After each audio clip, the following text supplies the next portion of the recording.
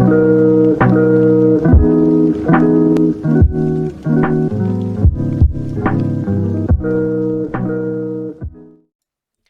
guys, what is going on? RedMaster here, and welcome back to an episode of Cards and Castles Known Combos, where today we are picking up a deck that I haven't really, I did want to make a video on this, but during its kind of peak and its prime, I didn't really make the video, because obviously the Known Combos back then were still kind of like a new thing, and I didn't want to use it just yet on the Scope Fenrir, but now, I just set the deck anyway.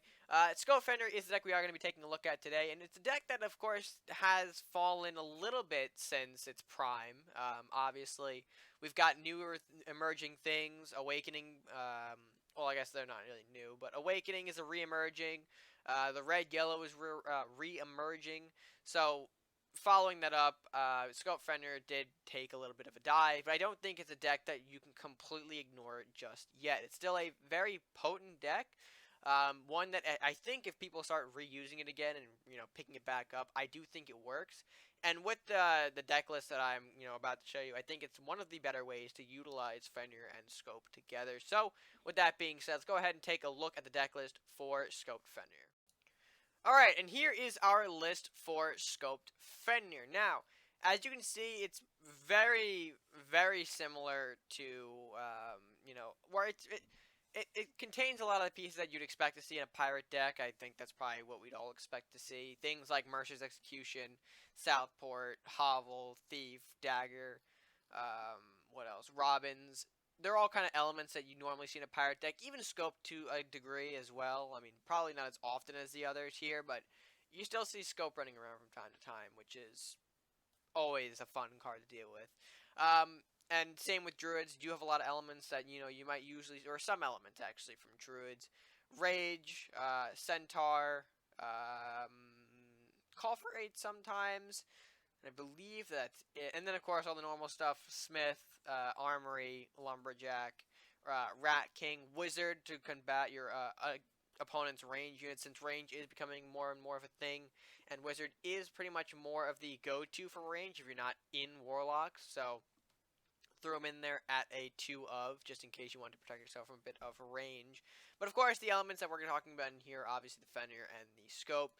Fenrir being maxed out at 3 and Scope being maxed out at 3, mainly because of all the other ramp that you're running in this deck.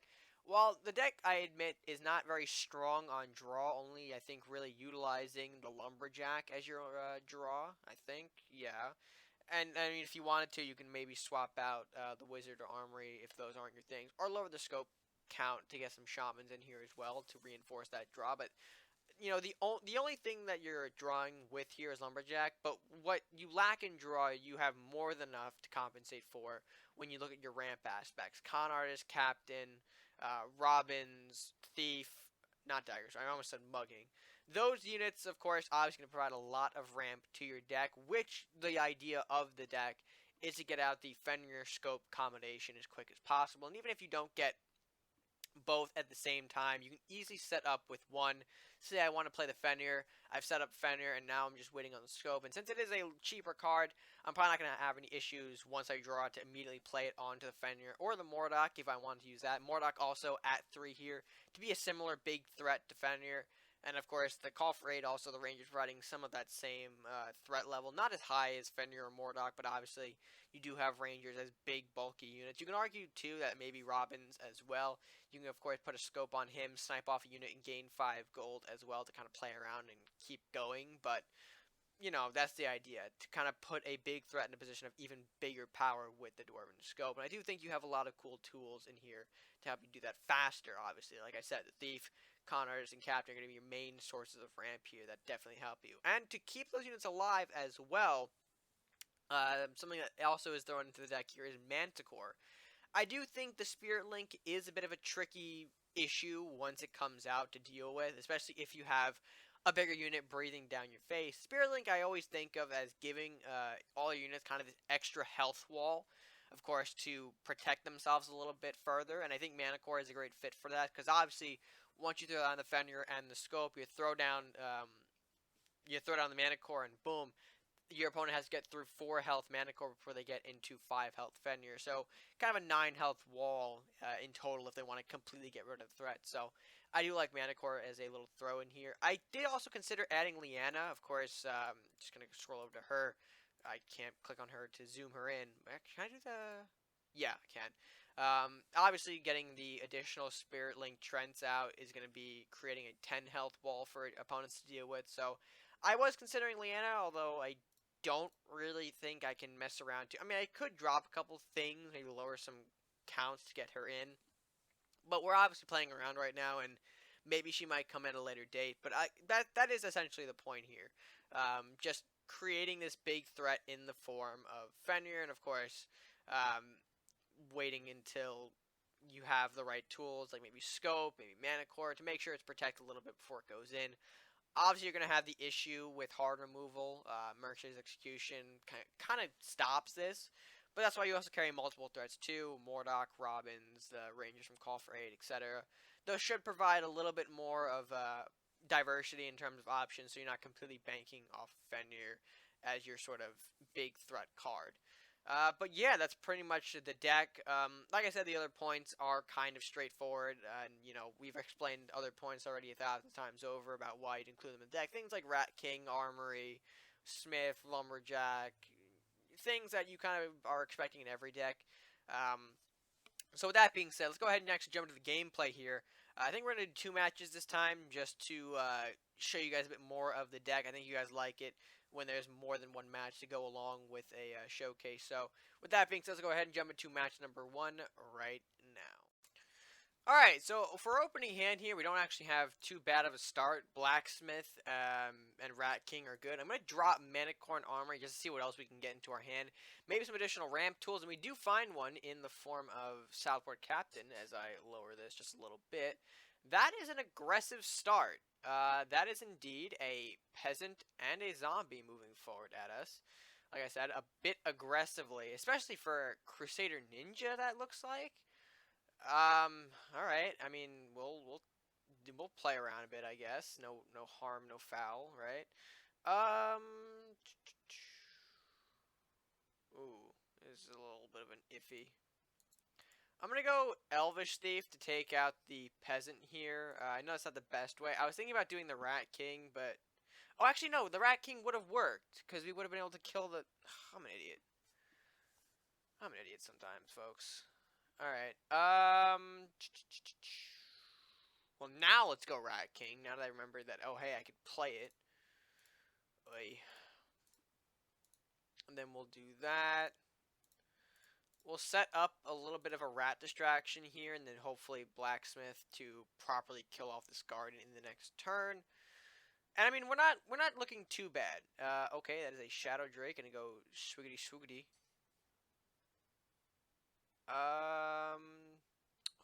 Oh, I do like to see that. Actually, you know what? Plan B. I'm actually going to take the additional Rat King play. Just to see where that gets us. Alright, you didn't yield anything. Oops. Properly protect our castle here. Why did it... Is he setting up for a Wotan? I really don't want him to set up for a Wotan. Well, I guess not, because there he is out in the open.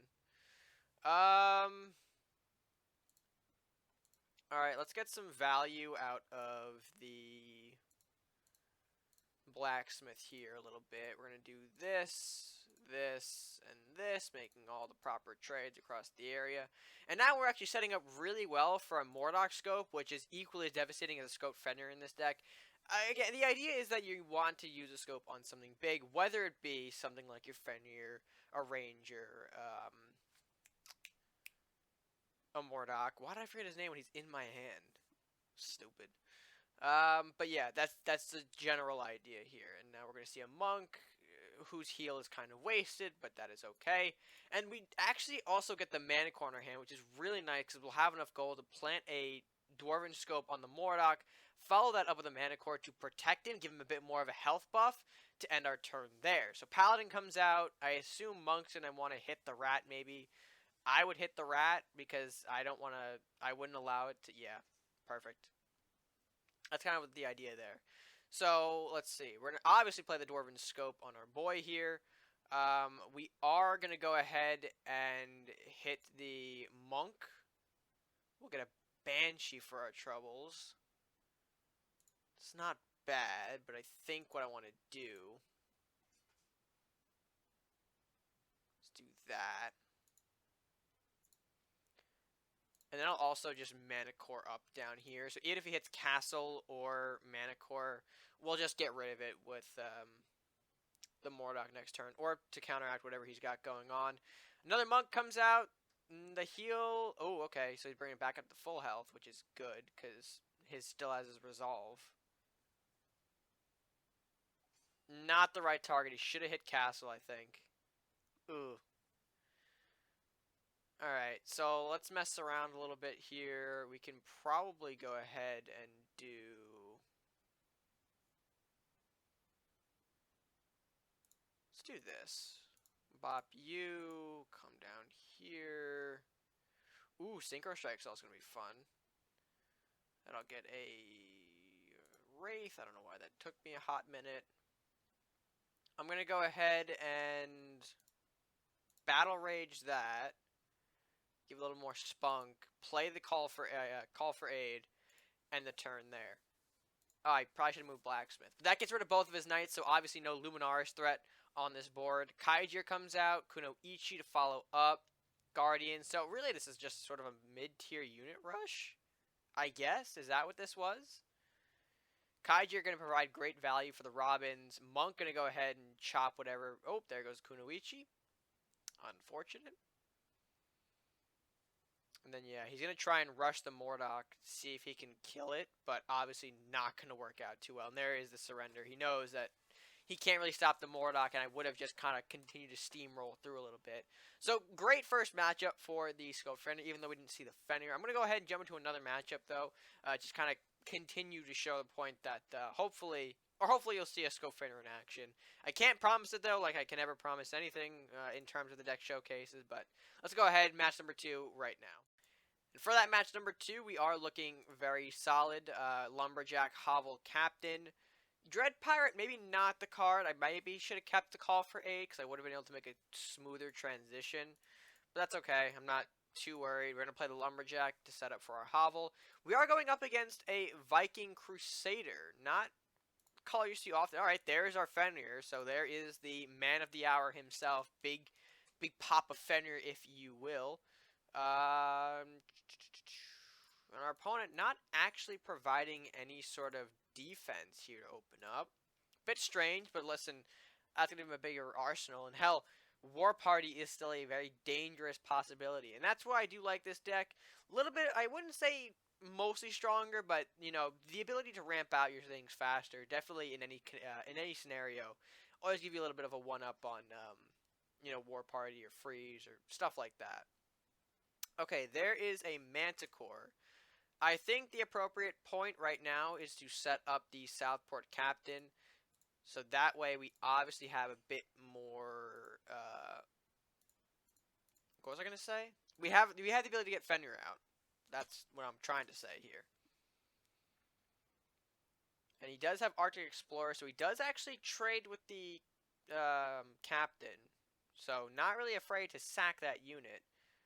Freezing Pillar, though. Okay, so it is more of a frost-based deck, and that explains why he was holding things where he wanted them to be. So that way he could properly freeze things. I probably should have not placed Fenrir there and maybe threatened the Freezing Pillar a bit more, but it's fine. Why do I have 3 Robins in my hands? Who decided that was a good idea? Oy. Alright, so obviously now we know the point of his deck is more of a draw-based game, which is good. It's good to know, but hopefully we can... Ooh. Alright. I like where this is going a little bit. I wish I had my scope, though, because this would be great scope value. But this is why I do like Manticore as well here, because now we can do a little bit of this, right? Bring out the Manticore. Manticore takes the hit for us. And I'm going to reposition right in front of the Freezing Pillar to do some work for us. Bop. Little castle smack as well down there. And now we've essentially taken out a big threat in the form of Minotaur without really losing our big guy in the process of a trade. We did lose a rat, and we did lose a spirit-linked Manticore, but overall we still keep our big Fenrir, which is going to be essential down the line. And now we are in a better place, threatening that freezing pillar. Ranger going to have to come out and do some work, although I wouldn't say it's strong work, because now we can also simply remove the freezing pillar here. And if I had the scope, I would have played it there. But I think I'm going to go ahead and get rid of the Ranger as well. We want to take out these threats as they come. Although seeing the bigger threats like Ranger and Minotaur come out, I do get more signs that this could be a war party, and that could be a bit of a problem as we're getting into like turn 8, 9, and 10. But I mean, Ranger, Minotaur, they're not stronger. God damn it. This other pillar. Oi! There goes a lumberjack being frozen again for God knows how many turns.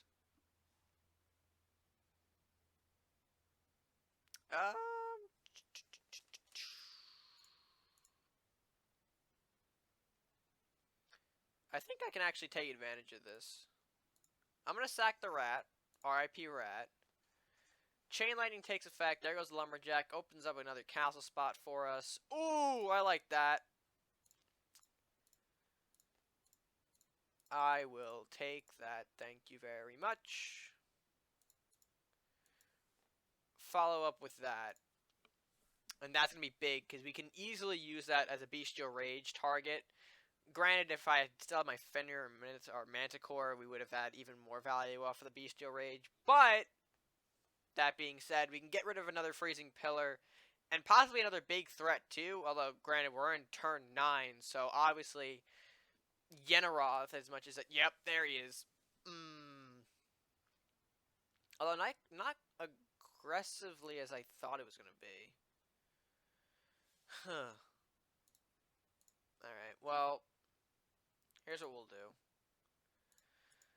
We'll play a Robins up top and end the turn there. We'll see if he's got the war party, folks. I really hope he doesn't. But he did waste a big freeze in terms of Yenneroth. Okay, Sacred Quest, so obviously looking to draw. Although now he can't use the war party this turn, so not sure how good that was.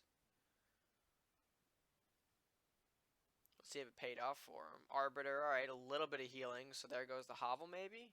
Yep. Figures, about time. Fair enough. Fair enough. I do want to get rid of that. I probably can. Oh, yeah, I can. Because here's what we'll do, right? Before I do that.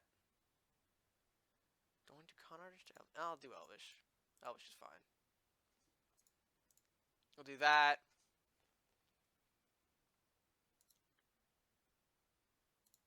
Manticore first. Bestial Rage. We bop that. We bop that. Obviously, you could have another Yenneroth in the pipe, but I'm not super worried.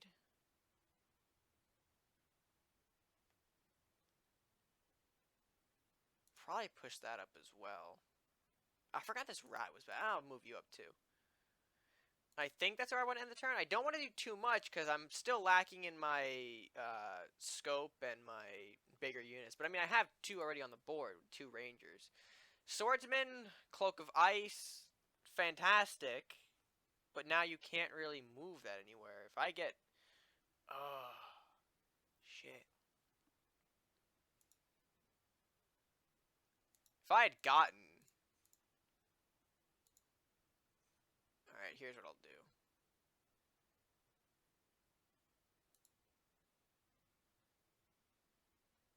Let's see how much he knows about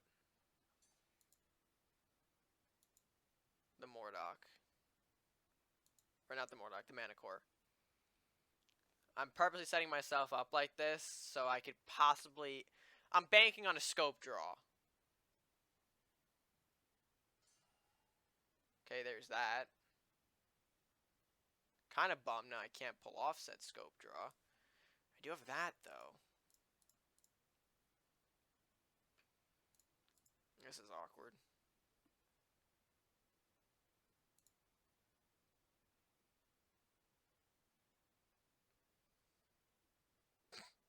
this is kind of awkward, not gonna lie.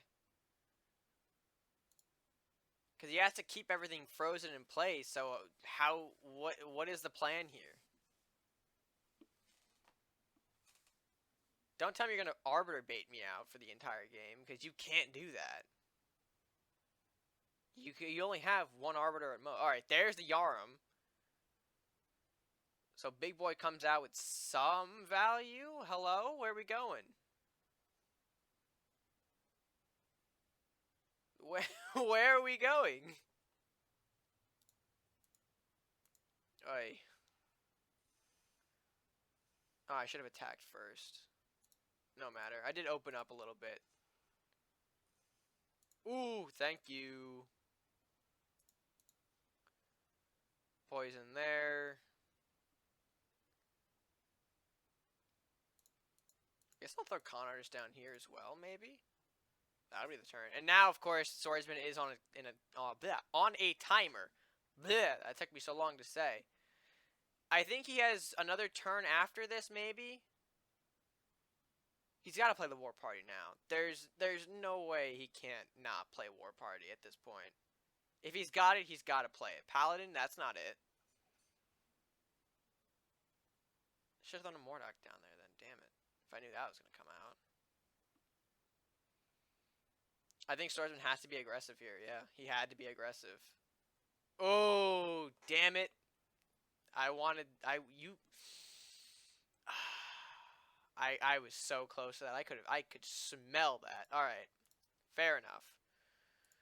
We'll do that. Connor just comes down here, just in case. I'll probably throw Captain, Elvish Thief to push the smaller, more aggressive units to hopefully knock down Castle. And that should be all she wrote. I mean, again, Arbiter exists. He's got one more hiding in the deck, so he could be out there. But Arbiter doesn't really do you anything. I have a Ranger that's strong enough to tank that.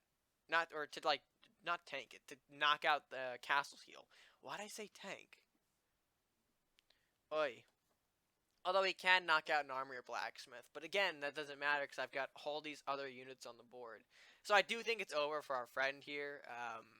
Again, not a lot that he can really do. He can make something impressive maybe with a Yarm Explosion, or play the War Party like I said.